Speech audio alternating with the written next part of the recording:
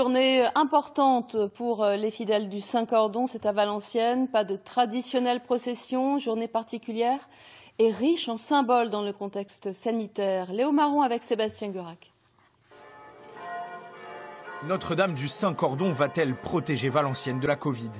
Pour sa 1012e procession, la Vierge, célébrée pour avoir sauvé la ville de la peste au XIe siècle, suscite toujours de l'espoir chez les fidèles.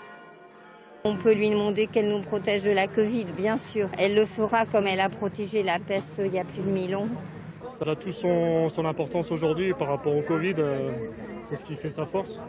On sent la protection de la Vierge Marie depuis plus de 1000 ans, puis ça donne beaucoup de grâce, tout ça, on se sent protégé, on se sent moins seul. Cette année, la Covid joue les troubles fêtes.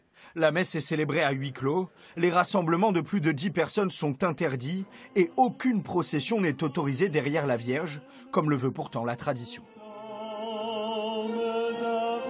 Aussi un peu de frustration parce qu'on n'a pas cette ambiance de chant, de prière et d'accompagnement et d'être tous ensemble.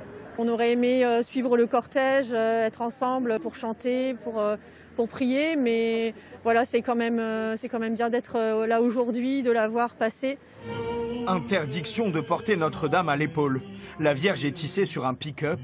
Depuis 2015 déjà, la procession est réduite.